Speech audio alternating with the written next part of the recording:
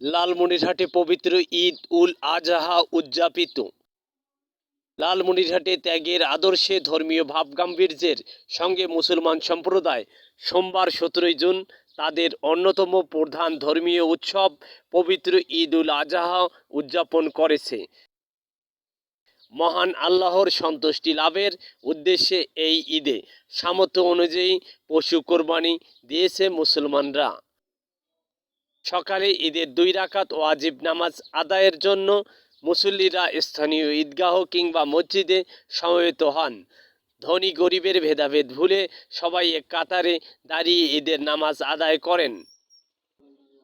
ঈদের নামাজ শেষে নিজের পাপমোচন এবং পরিবার পরিজন, দেশ ও মুসলিম উম্মাহর জন্য দোয়া চেয়ে আল্লাহর দরবারে তারা মোনাজাত করেন। নামাজ শেষে সবাই ত্যাগের আদর্শে আল্লাহ তাআলার সন্তুষ্টির জন্য পশু কোরবানি দেন। লালমনিরহাটে ঈদের প্রধান জামাত অনুষ্ঠিত হয় লালমনিরহাট কেন্দ্রীয় ঈদগাহ মাঠ ময়দানে।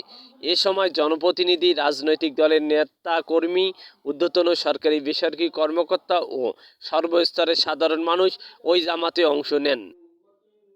এছাড়াও অন্যান্য স্থানের মতো ঈদের জামাত অনুষ্ঠিত হয় লালমনিরহাট জেলার লালমনিরহাট সদর উপজেলার 1 নং মোগলহাট ইউনিয়নের কোদালখাতা ঈদগাহ মাঠ ময়দানে।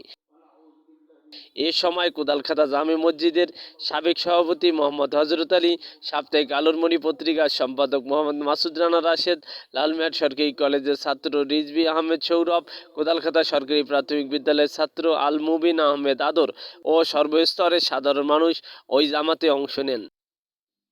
পবিত্র ঈদ উল আজহার নামাজ ও দোয়া পরিচালনা করেন কোদালখাতা ঈদগাহ মাঠের প্রেস ইমাম মাওলানা মোহাম্মদ নুরুল আমিন।